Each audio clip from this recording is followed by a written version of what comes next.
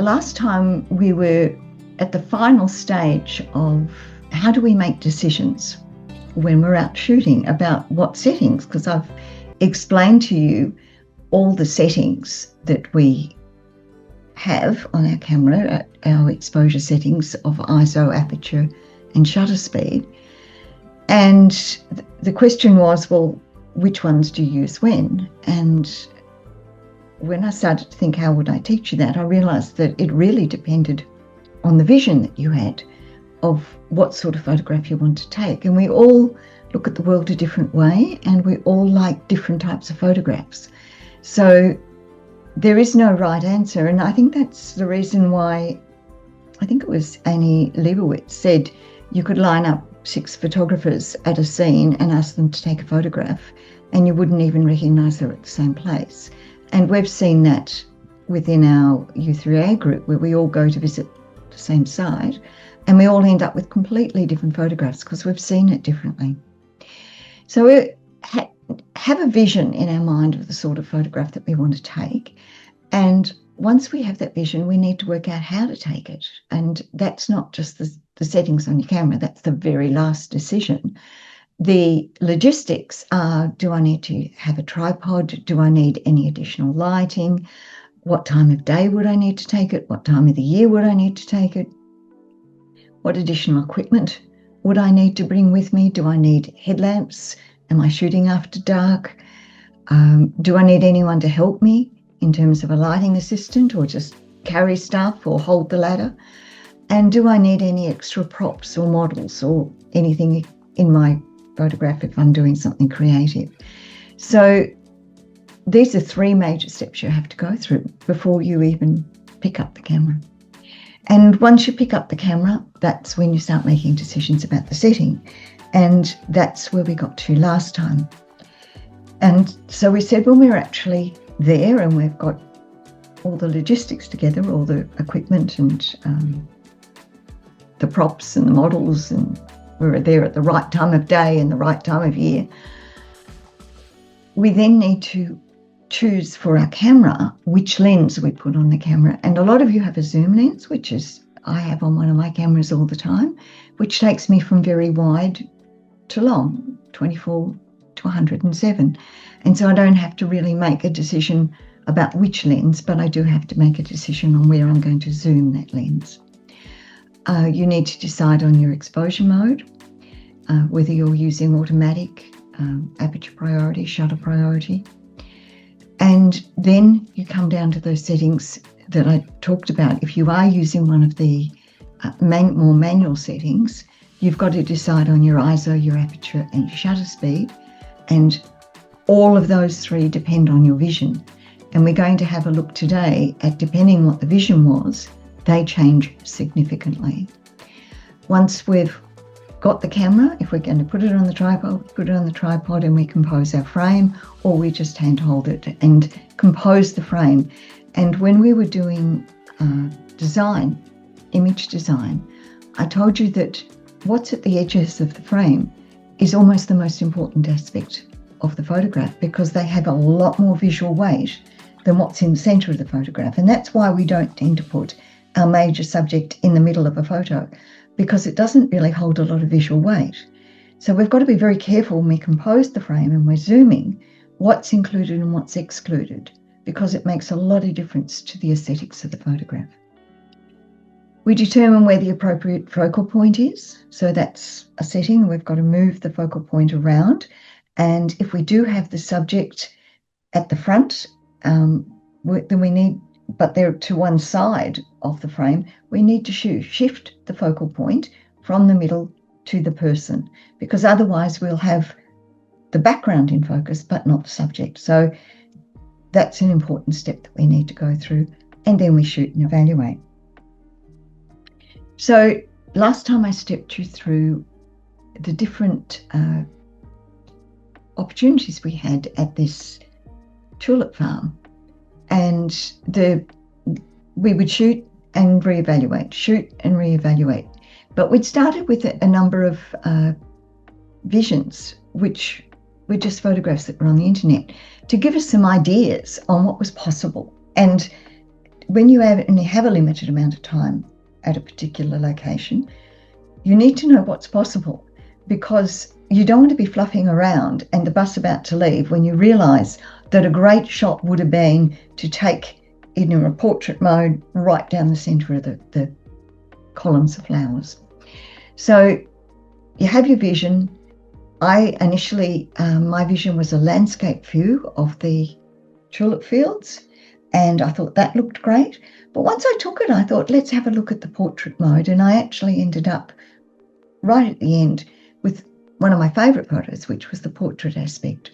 So always think about, when you are at a place, taking it in landscape, taking it in portrait, taking it low down, like the one I took in portrait mode was taken low down, and taking it high up if you can get a more aerial view on a second floor or a balcony, and just see how you can get different looks and feels of the particular site that you're at.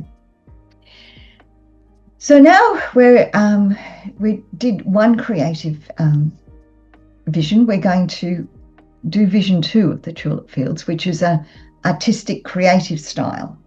And I tried all the normal documentary styles of taking it exactly as it was. But where the tulip fields give us great opportunity for a more creative style, and I was using intentional camera movement, is this particular technique works really well when you've got contrasts of colour and contrasts of tone, particularly colour, because it makes it look like an oil painting. So I thought, well, this will be a great opportunity to see what that looks like. Very little online about using ICM in fields of flowers.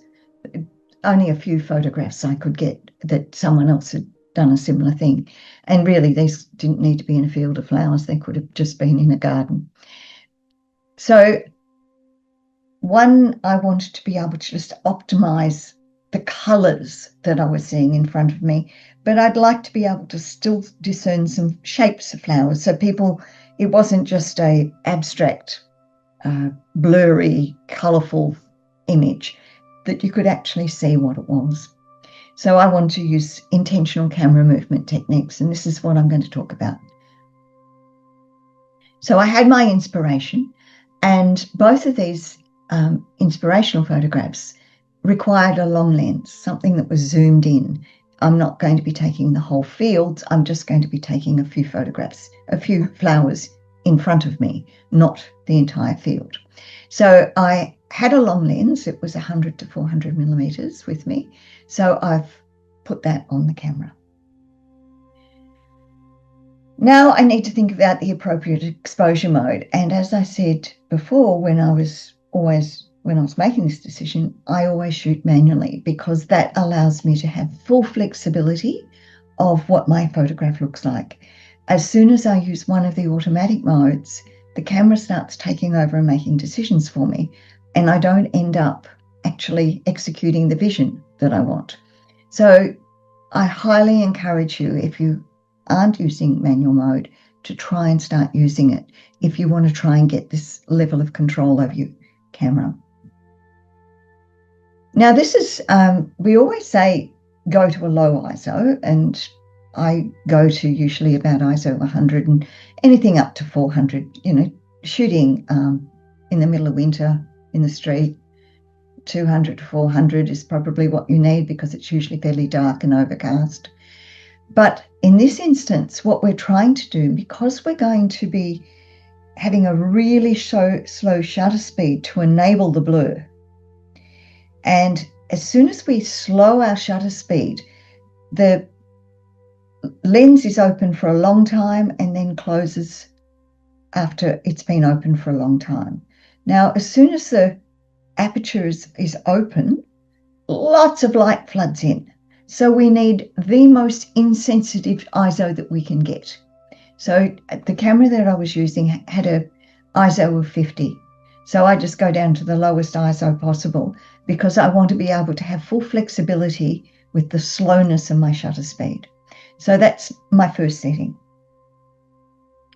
The next one's the aperture, and usually we choose the aperture for our creative feel, because we use to give us our depth of field of what's sharp in the image and what's blurry in the background. And I always tell you about that gives a photograph a beautiful feel to it and a really artistic feel if you can control your aperture to control where that focal length is.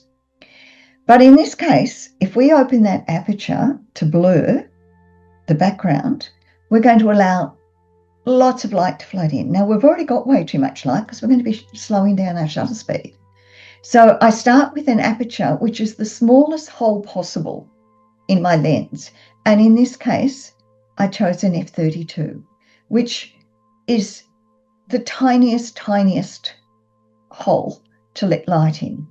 And it's going to give me the largest depth of field for that lens, which, because I'm using a long lens, is still not going to be terribly much. The next is the shutter speed. And for this creative feel of intentional camera movement, this is the most important setting, because we are going to just jiggle our camera with intentional camera movement. I hold the camera up and I just just twist my wrist and just give it a jiggle. If I'm doing something that's vertical, like big long gum trees, then I might give it a swish. I sort of put my elbows in and swish the camera down. But I've got to do the movement within the time that the shutter is open. So the minimum, or the fastest shutter speed I can have is about a 15th of a second, but I sort of usually like it between a 15th of a second and a full second, because that gives me a chance to wiggle the camera. So I started with a 13th of a second, but what you've got to be very aware of is your overall exposure compensation setting. And remember last time when I talked about getting the shutter speed right, we need to move it so that the arrow for our meter setting is on the 0. And I had to go to a 13th of a second to get the right exposures, which meant the right light coming in the camera. So if I wanted to, I couldn't go any smaller with my aperture, and I couldn't go any smaller with my ISO. So this is the shutter speed that I'm sort of the fastest shutter speed that I can have. I ended up being able to slow it down to a 1/6 of a second. So that's the area that I'm playing with. So when you want to do intentional camera movement, it's your shutter speed that is the critical thing. But I always start off with the smallest aperture, the lowest ISO, and then fiddle with my shutter speed to try and get something that gives me the capability to get the visual blur that I want, but also the correct exposure. So I ended up with, the final was ISO 50, which was my lowest ISO, an aperture of f32, which was my smallest aperture hole, and a 1/6 of a second. And now I'm going to start to shoot by wiggling the camera with the shutter open. And these were the results that I ended up getting. I wanted, when you set your focal point, you set it at what you want sharp. Now, there's going to be very little sharp in this camera, in this shot, because I'm moving the camera. But when you press the button from the starting point, it's sharp. And then, you're wiggling. So something is there going to be sharp for just a fraction of a second. It's going to be sharp, and you need to choose what that's going to be. So you shift your focal point to that point. And I did want people to know I was shooting flowers, not just a blah on the page. So the amount of wiggle you put in is experimental. I always think of intentional camera movement as being a bit like tie-dyeing, when you used to wrap your t-shirts up in bits of string and dip it in different dyes with different combinations of string, and what you got was what you got. You always hope for the best, but it's more luck than it is. It's unintentional camera movement. There's nothing intentional in here. You hope, you try and set it up so you get something a little bit sharp, and you try and get the wiggle enough that you can still see what you're shooting. But beyond that, you get what you get. And you may have to take 20 photographs to get something that you actually enjoy.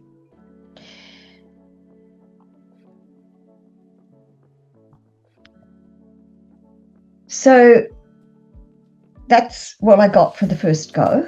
And so now what I'm going to do is review my creative vision again. Now, I couldn't find anything online where people had shot tulip fields using intentional camera movement, so I didn't have really a lot to go with. But I wanted to review my creative vision.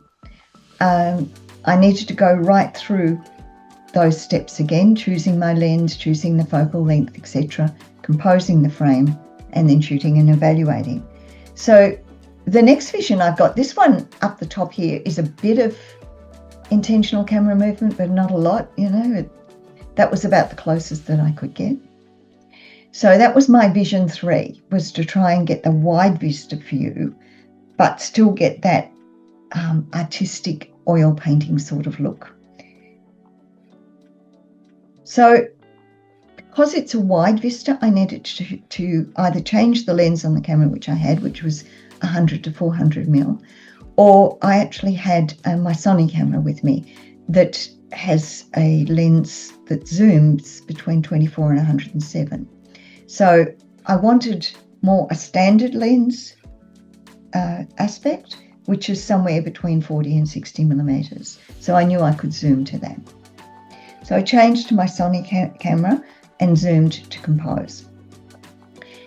Again, my lowest ISO setting on the Sony, it's ISO 80. So I went down to that because I'm trying to reduce the amount of light, reduce the sensitivity of my sensor, because it's going to be flooded with light the moment I shut down or my shutter speed. I reduce my shutter speed.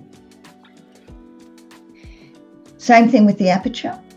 I used an f-stop of 22 because I'm trying to really reduce the amount of light that gets into my screen.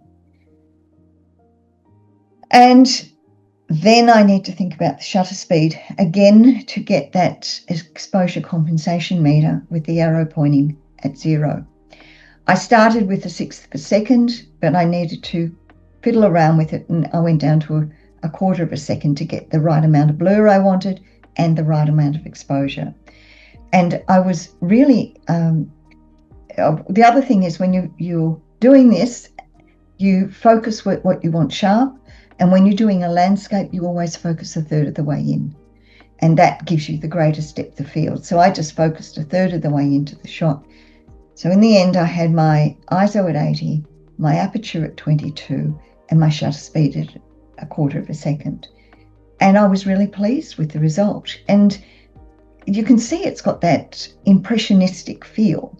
And there was nothing on the internet that looked like this.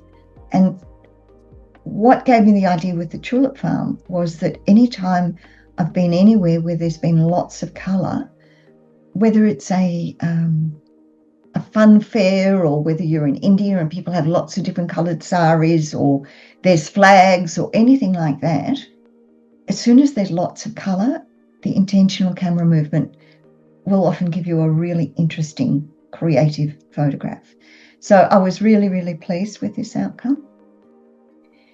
So in answer to the question that we had of how do I know what lens to use and what settings to select on my camera, we've now walked through.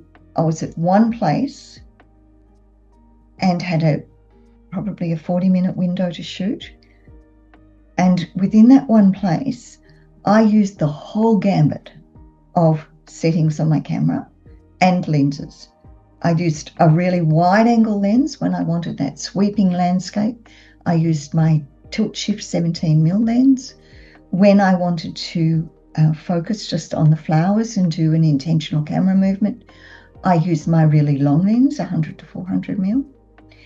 When I wanted to, and I used a really wide depth of field when I wanted to get the full landscape. The settings were all over the place. There is no answer. If someone gets off the bus and says to me, Pam, what lens do I use and what settings will I set? And I get asked that question all the time. It's, well, what do you want to shoot? What is your vision? What look do you want? And every different vision has a different answer. So the responsibility of knowing the answer is up to you, is what do I want to shoot? I'm happy once you tell me what you want to shoot and what vision you've got to tell you what you will need. But I can't give you a canned answer. And this is one of the reasons why I say to you that you can't use your camera on automatic, because you get the canned answer that the young guy in a factory in Japan decided what automatic should look like under these circumstances. You get his photograph, not yours. So there is no correct settings for your camera. The only thing is the correct vision. And once you've got the correct vision, you've got the correct settings. So the right settings are those to achieve whatever vision you have in your head for this particular shot. So if you only shoot with one lens and your camera on automatic, you get a very satisfactory shot. You know, this is what the technician in the Sony factory or the Canon factory in Japan decided that you were going to get when you pressed landscape as your automatic mode and you press the button. This is what you'll get. But as photographers, we don't want to shoot what everybody else gets. If we wanted this, we could just get the photo off the internet. And we don't want to show people our photographs from our trip and they go, yeah, I've seen that before. Seen that before. That's what everybody gets. They get off the bus and they get this. We don't want that. We want to get something that is absolutely amazing. So that's what I want you to think about. So this is your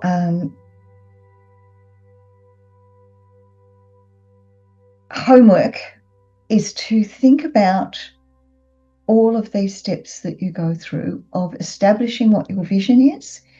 And your vision, to establish it, we talked about going in the internet and having a look at ideas, getting ideas. And I also talked about capturing those in a visual diary. And I use OneNote, and that allows me to see it on my phone, my iPad, and my PC. And it shares the same file across all three. And I can have them when I'm out in the field. I can get onto my phone and see my vision. I also talked about planning and determining the logistics. If you go to something like the Tulip Farm, you have to have thought about what lenses you need before you get there. There's no point in remembering they're back on the bus and it's parked in the car park. It's a good 20 minutes walk away. You've got to actually know when you pack your bag which lenses you may or may not use. And you need to think about, do I need my tripod or not? Is it going to, in this case, it was so windy, there was no way known if I wanted a still photograph, I was going to get a still photograph by using a tripod. I had to use the shutter speed to be able to determine that. And then go through each of your visions and think about your camera settings. And that was the decisions. Shoot, reevaluate, move on. Try another idea. Shoot, reevaluate, move on, try another idea. And that way, within about 40 minutes, we managed to get all of those different options. So you really haven't got any homework this week that's different to last week, in that I would really like you to just walk through all of these steps, and our next workshop, think about it, plan it, and when you get there, take the sort of shots that you want to take. And I really look forward to seeing the outcome. So thank you.